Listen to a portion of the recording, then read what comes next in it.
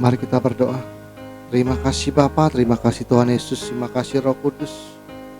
Kami telah bersekutu dengan tubuh dan darah-Mu Yesus. Sebentar kami akan mendengarkan sebagian daripada kebenaran firman-Mu ya Bapa.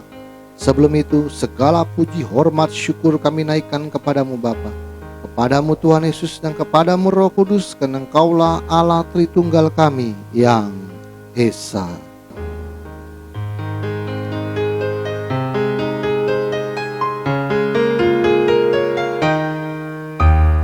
Hormat bagi Allah Bapa, hormat bagi anaknya,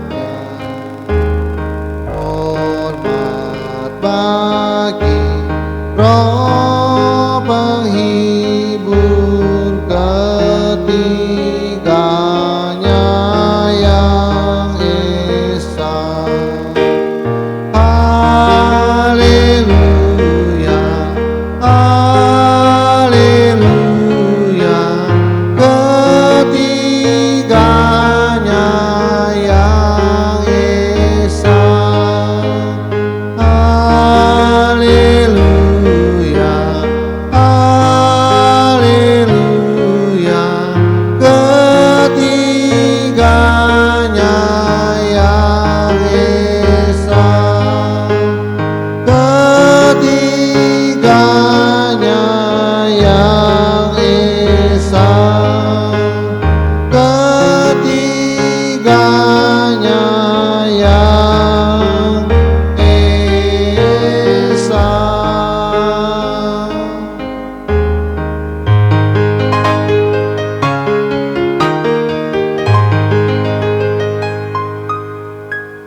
Berikanlah kami pengetahuan, pengertian, dan akal budi-Mu ya Tuhan, supaya kami menjadi orang bijaksana dan rendah hati seperti diri-Mu. Urapi hamba-Mu pada saatnya Bapa, menjamah bibir hamba-Mu Roh Kudus, supaya apa yang hamba perkatakan menjadi kebenaran-Mu yang sempurna di akhir zaman itu Tuhan. Sembunyikan hamba-Mu di balik salib-Mu, biarlah Engkau semakin besar dan hamba-Mu semakin kecil. Persiapkan hati kami, bagian tanah yang subur di dalam hati kami, supaya firman yang berbentuk logos tulisan mati menjadi rema dalam kehidupan kami.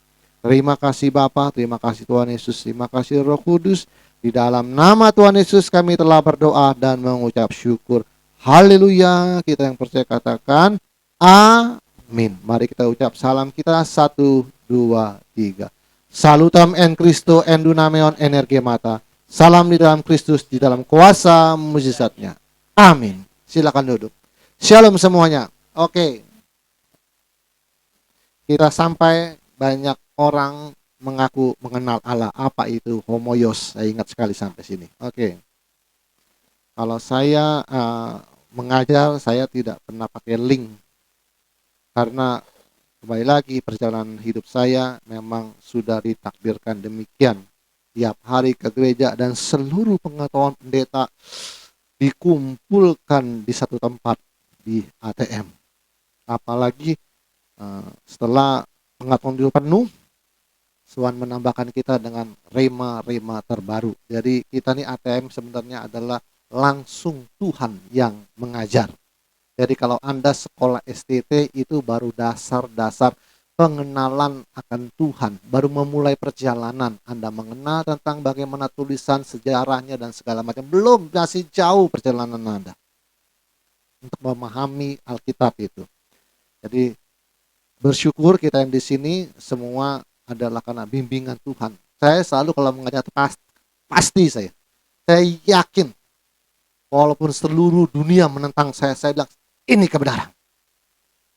Termasuk manusia serupa dan segambar dan manusia segambar dan sepasang. Saya yakin saya bisa buktikan dengan ilmu arkeologi, dengan ilmu sains, antropologi, biologi. Saya buktikan juga dengan karbon 14 untuk meneliti fosil. Saya buktikan dengan ilmu sains. Kalau saya orangnya tidak mau jadi IQ gorila 78. Pokoknya ini kebenaran, pokoknya sesuai Alkitab. Yang sains walaupun bertentangan saya tolak semua. Kita nggak boleh begitu. Kenapa? Ilmu genetika, semua kromosom, semua kedokteran itu kan bukti nyata pengetahuan di depan mata kita. Masa kita tolak, Pak? Bisa gila kita.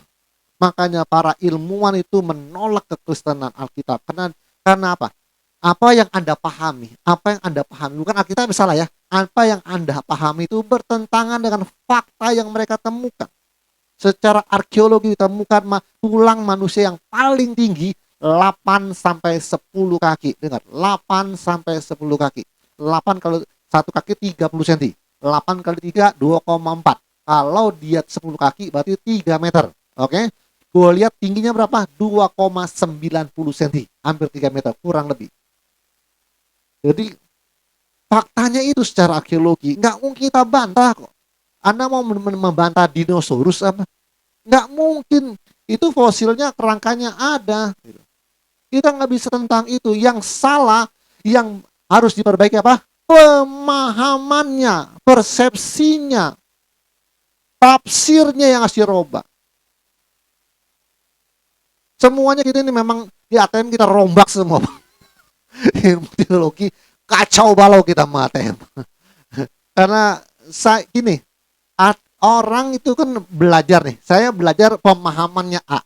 Saya belajar dapat dari mana? Dari STT, dosennya yang ngajar. Oke? Saya tanya, dosen yang ngajar itu belajar dari mana? Bisa pemahamannya A. Dari dosen sebelumnya. Oke? Dosen sebelumnya pemahamannya A juga. Dapat dari mana? Dari dosen yang sebelumnya lagi. Setuju? Setuju nggak nih? Oke. Ambil kata gampangnya. Yang pertama kali dosen yang ngajari pemahamannya siapa? Itu hasil apa? Kan hasil pemikiran dia, analisa dia, pengamatan dia, dan kesimpulan dia. Benar? Lalu diajarkan turun-temurun dosen. Benar begitu? Saya guru agungnya Tuhan Yesus. Dengan makrifat dan audible. Kita ini audible loh. Sering audible. Tuhan langsung ngomong sama saya di telinga loh. Dengan makrifat, dengan bahasa roh. Masa kurang juga kita? Apa perlu Tuhan Yesus sampai dari sorga untuk ada di ATM? Makrifat. Audible itu langsung suara. Bahasa roh langsung diterjemahin. Masa kurang juga kita? Kalau makrifat itu begini. Nih makrifat. Di dalam pikiran kita, saya pernah mengajar dalam meditasi sama meditasi Vipassana. Ini adalah pikiran yang menciptakan objek. Jadi kalau Anda lihat handphone, tutup. Di dalam pikiran kita, bayangan handphone ini masih ada. Oke? Nah, jadi kita merem, bayangan handphone ini masih ada. Perhatikan. Lalu kesadaran Anda, nih, ya, ini handphone yang menciptakan objek ini pikiran kita. Lalu kesadaran Anda keluar, memisahkan diri dari objek pikiran.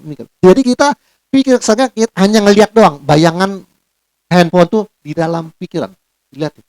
Lama-lama gambar handphone hilang. Ya, nggak ada lagi handphonenya tuh. Nah, begitu. Jadi tak merem ada. Dilihatin. Hilang. Nah, udah nangkap ya? Nah, oke. Nih. Yang namanya makrifat nih saja lebih dalam lagi. Waktu saya sedang diam merenung, tiba-tiba hasyab Elohim, pikiran Tuhan, Roh Kudus, makrifat Tuhan. Dia lewat di dalam pikiran saya. Oke? Lalu kesadaran saya melihat pikiran yang lewat ini. Nangkap ya? Ini pikiran Tuhan lewat. Ini nih, pikir ke sana, saya memperhatikan. Ada yang lewat pengetahuan. Saya lihat, iya, saya ikutin nih. Nah, ini pikiran Tuhan yang lagi lewat nih. Tuhan menuntun saya. Nih, saya ngikutin. Oh, ke sini. Berarti setuju Pak Johan? Iya, ayo. Nangkap? Itu namanya makrifat. Pikiran saya dituntun. Jadi Tuhan nggak ngomong begini, Hendy anakku, bukalah Matius 7 ayat 21. Enggak begitu, enggak selalu begitu. Sekarang hasyab ra yang pernah saya ajar, benar? Kan juga diem, tiba-tiba ada pikiran yang lewat. Itu dari setan. Kalau makrifat Roh Kudus itu dia menuntun saya, mengajar saya. Jadi waktu pikiran lewat, saya dituntun, saya memperhatikan, oh ini. Saya ikutin. Nih, begini loh Tuhan. Kamu buka seperti ini, kamu coba buka Google tentang sin. Saya dituntun. Langsung saya ngerti, oh saya buka dulu. Oh iya benar. Oh iya benar. Ini karunia ini, saya jujur, di Protestan nggak percaya ini.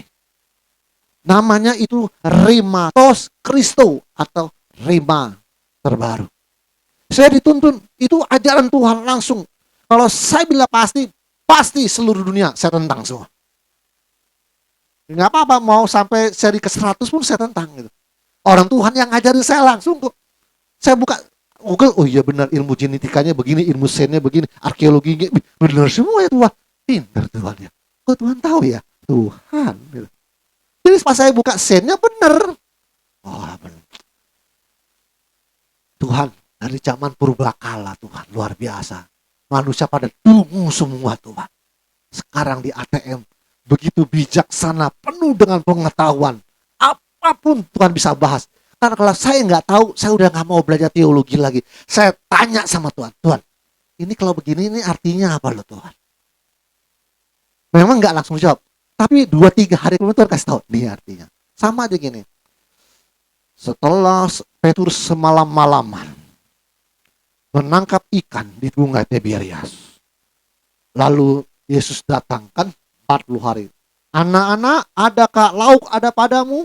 Tidak ada Tuhan. Dia bilang semalam-malaman kita nangkap ikan, gak dapat. Oke, kalau begitu lemparkan jalamu sebelah kanan.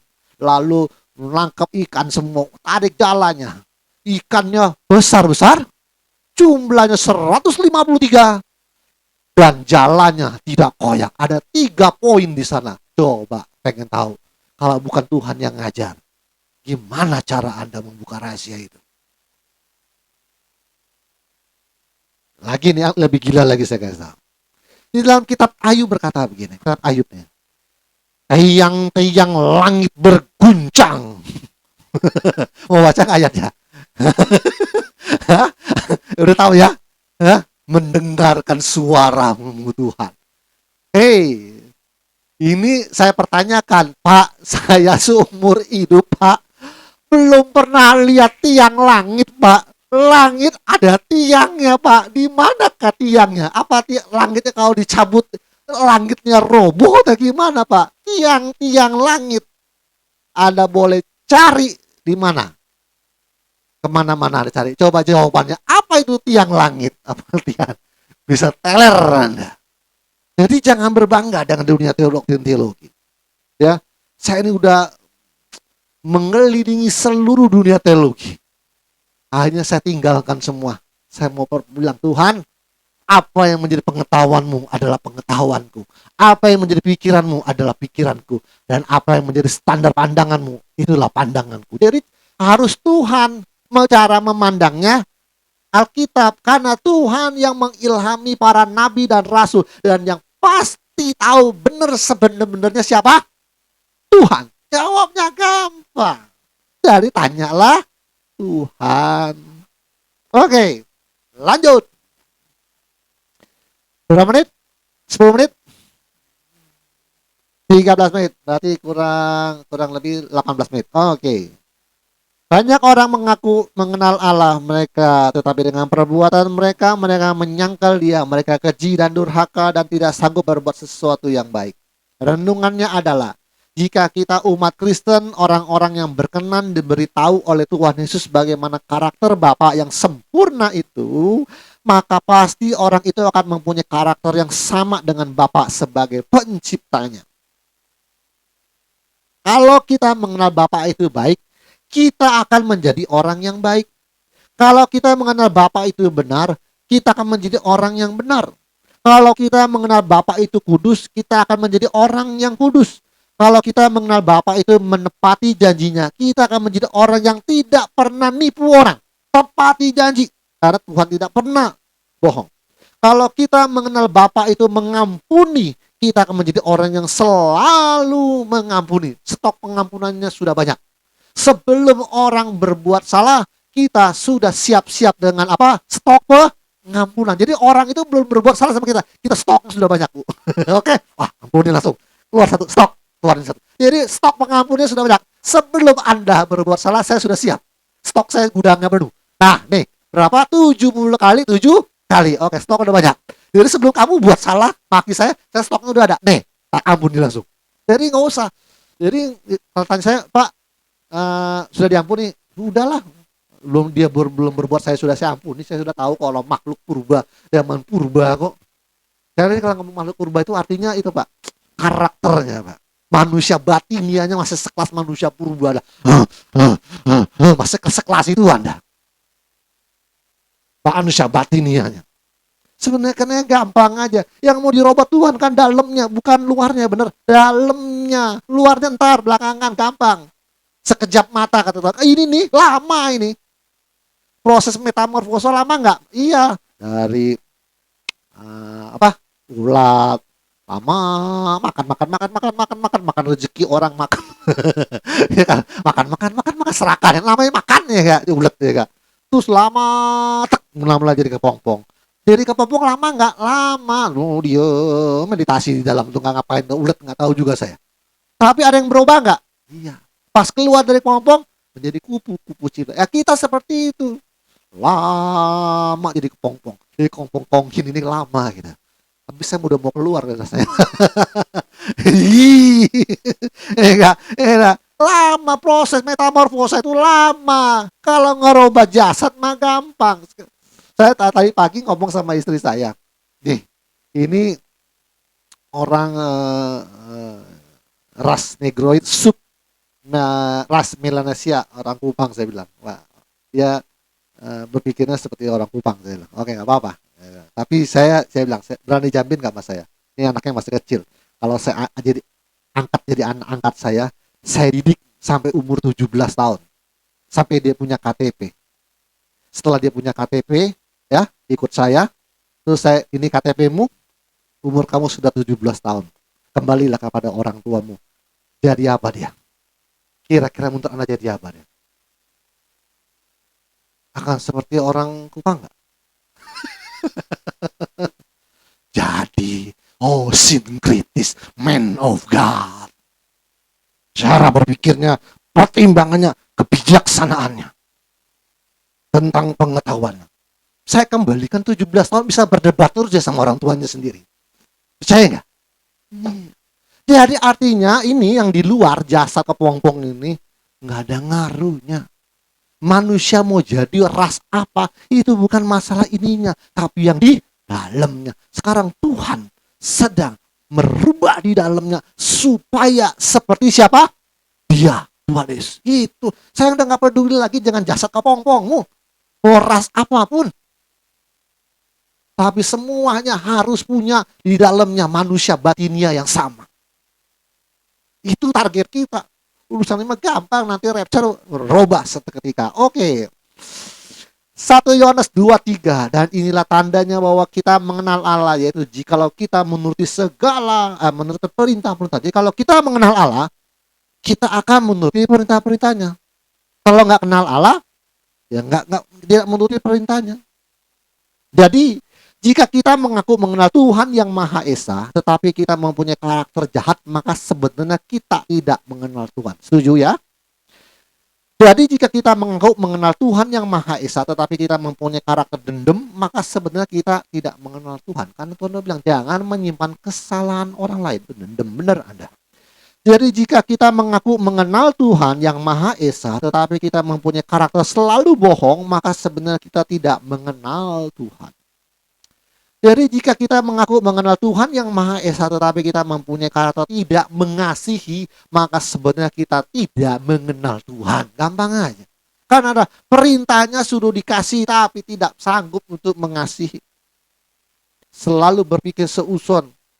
Berpikir hal-hal yang negatif, apa yang orang lakukan, apa yang orang omongkan, dan apa yang orang perbuat. Selalu dipandang dari hal-hal yang negatif.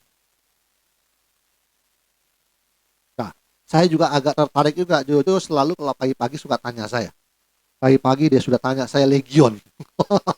Kelas purat legion. 2000 setan langsung ditanya sama dia. Enggak apa-apa. Apa artinya? Ini artinya. Kenapa babi itu harus dimusnahkan? Ini jawabannya. Loh, kenapa harus babi? Ini jawabannya. Karena pohon ara juga dengan nakutuk. Terus kenapa apalagi tadi tanya apalagi Oh ya, kenapa tuh setan teriak-teriak sujud-sujud sampai berkata, engkau anak Allah yang hidup, kenapa apakah engkau ingin datang menyiksa aku sebelum waktunya? Kenapa sampai sujud-sujud? Iya, karena setannya udah jiper dulu, takut dulu, ciut dulu, karena dia berpikir jahat, dia berpikir, wah Yesus datang menghukum saya gitu. Ya.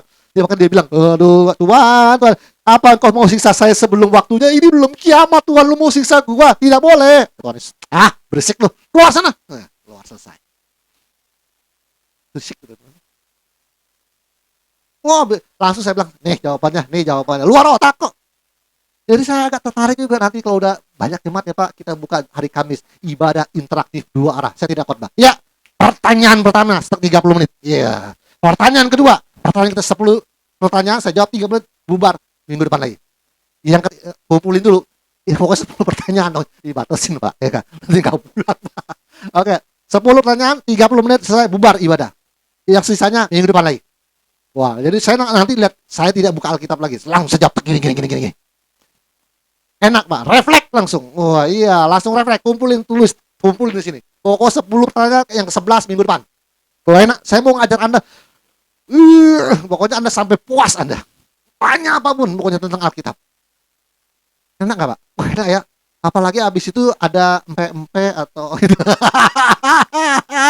enak kan? 30 menit. Tanya aja, makan, keluar empe-empe snack. Wah enak.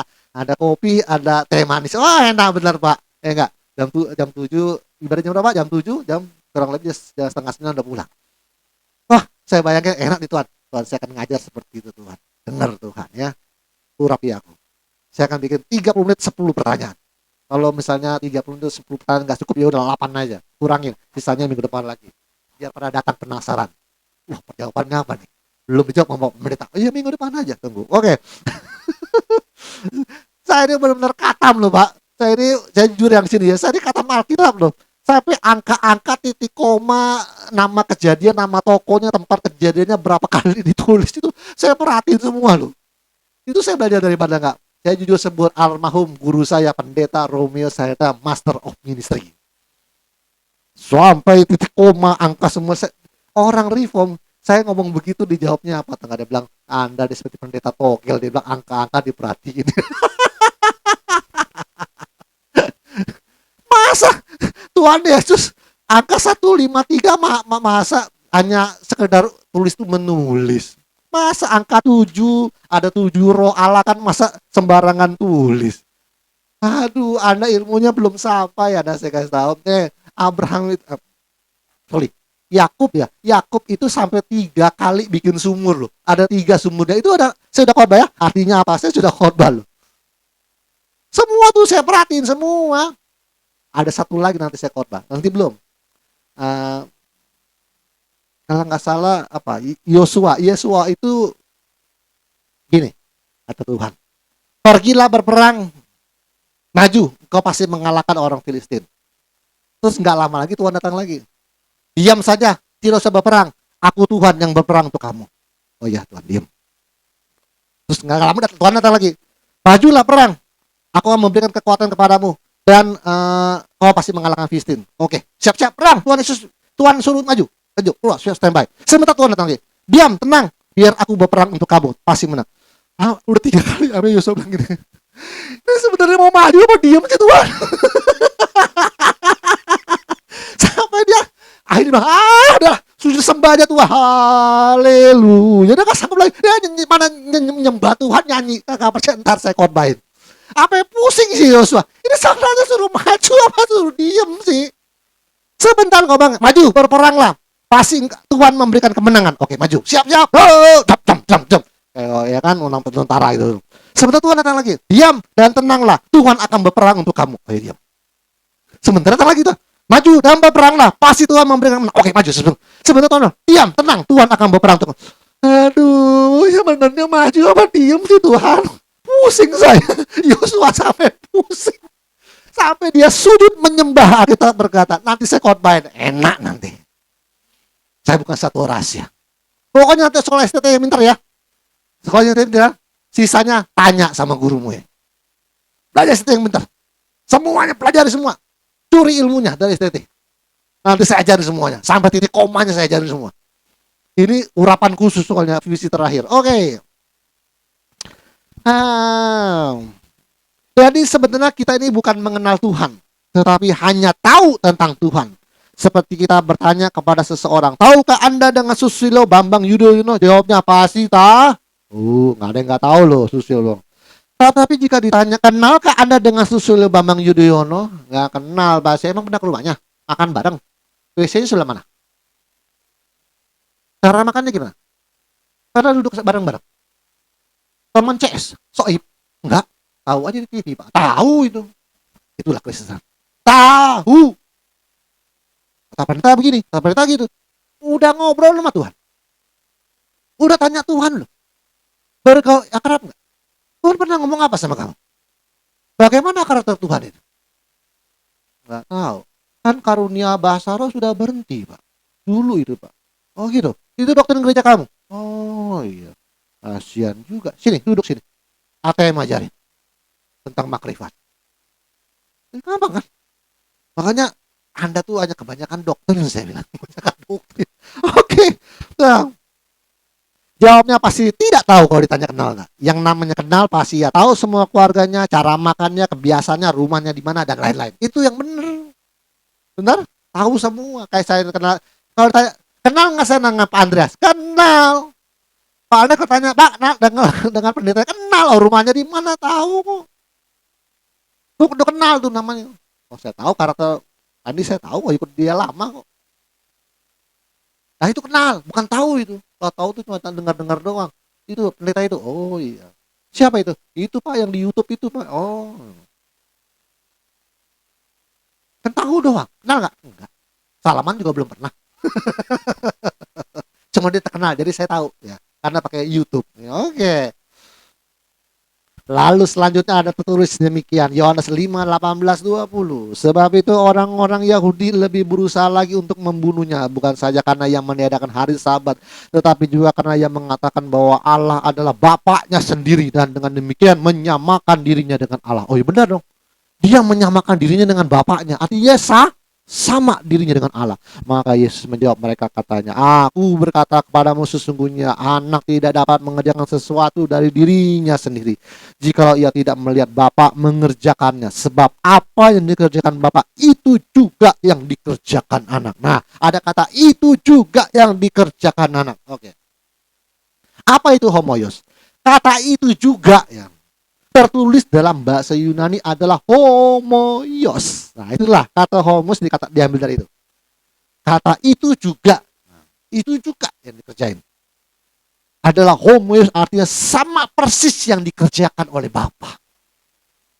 Yohanes 5:21-23, sebab sama seperti Bapa membangkitkan orang-orang mati dan menghidupkannya, demikian juga anak menghidupkan barang siapa yang dikehendakinya. Bapa tidak menghakimi siapapun, melainkan telah menyerahkan penghakiman seluruhnya kepada anak, supaya semua orang menghormati anak sama seperti menghormati Bapa. Barang siapa tidak menghormati anak, ia juga tidak menghormati Bapa yang mengutus dia. Juga ya, seperti Bapa yang membangkitkan orang mati dan menghidupkan, demikian juga anak menghidupkan barang siapa yang dikehendakinya. Ada kata dikehendaki, sama, oke? Orang mati dihidupkan. Tuhan Yesus juga bisa, Bapak bisa bangkitkan orang mati hidup, anak juga bisa. Tapi ada tambahannya, seperti yang dikehendakinya. Kata ini menunjukkan prototype, gambaran dari Allah yang tidak kelihatan, sama persis yang dilakukan yang tidak kelihatan. Kita tidak pernah melihat Tuhan Yesus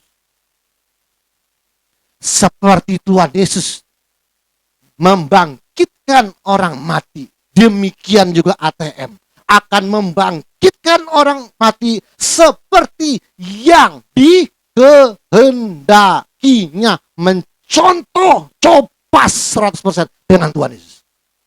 Nanti kita tidak perlu tanya, Bapak ini orang perlu dibangkitkan atau tidak? Ya nanya lagi, nggak lulus kamu.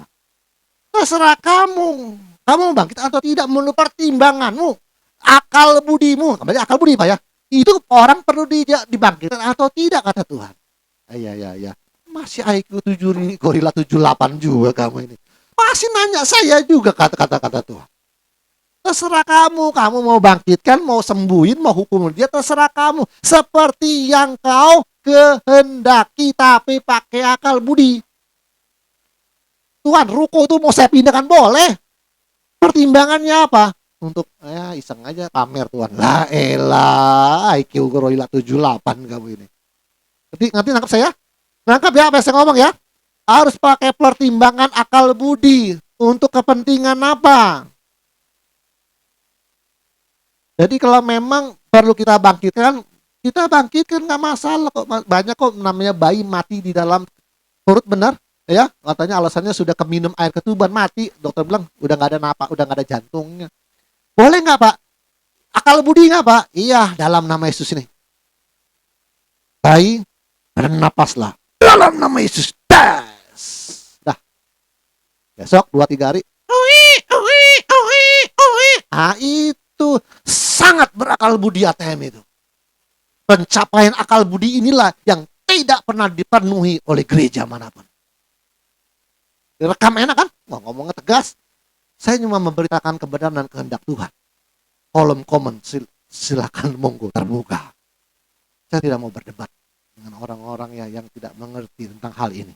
Silakan monggo komen di kolom komen. Nggak ditutup kok. Ya, saya kolom komen nggak pernah ditutup saya. Hajar aja kalian. Lain kalau banyak pendeta nggak dikritik di kolom komennya, langsung kolom komennya ditutup. Banyak kolom komen di YouTube itu ditutup kolom komennya. Kolom komentar dinonaktifkan. Benar? Iya. Kenapa? Sanggup lagi kepalanya sakit. Kalau saya terbalik, saya bikin sakit kepalamu nanti. Terbalik kalau ATM, saya bikin sakit kepalamu. Kalau kamu banyak komen. Oke. Siapkan para mic biar agak hilang sakit kepala. Oke. Sedikit lagi. Sudah berapa menit? Latihan? Oke. Cukup apa nambah 5 menit? Cukup? Cukup ya? Cukup nggak? Kayaknya kurang puas. Hah? Oke, kalau gitu saya kalau panjang sambung lagi saya agak panjang nanti nih. Kalau nggak dipotong di sini. Gimana? Ada pertimbangan Ibu Gem? Cukup? Oke. Kata ya Ibu Gem cukup dan mari kita berdoa. Oke. Minggu depan aja ya, pendek-pendek aja ya, 30 menit ya. Oke, mari kita berdoa. Terima kasih Bapa, terima kasih Tuhan Yesus, terima kasih Roh Kudus. Hamba-Mu telah selesai ya Tuhan. Terima kasih atas hikmat dan kebijaksanaan, pengetahuan dan akal budi dan pengertian dalam kehidupan kami yang di ruangan ini Tuhan.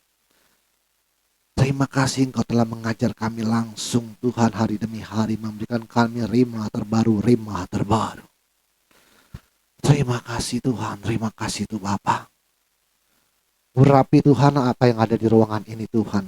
Kau mengurapi hamba-Mu Tuhan untuk menambahkan lagi segala pengetahuan Tuhan. Tambahkan hikmat makrifat kepada orang-orang yang ada di ruangan ini Tuhan. Anak-anak-Mu yang sangat Kau kasih Tuhan. Supaya kami Tuhan selalu belajar.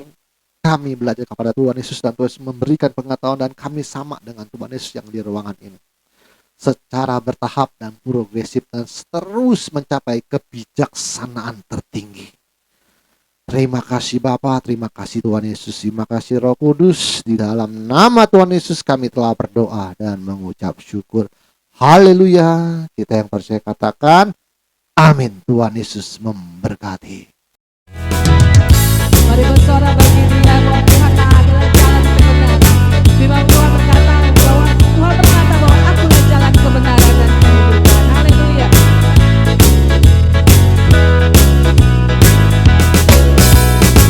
Jalan kebenaran dan jalan kehidupan, itulah Yesus katakan. Aku percaya, amin.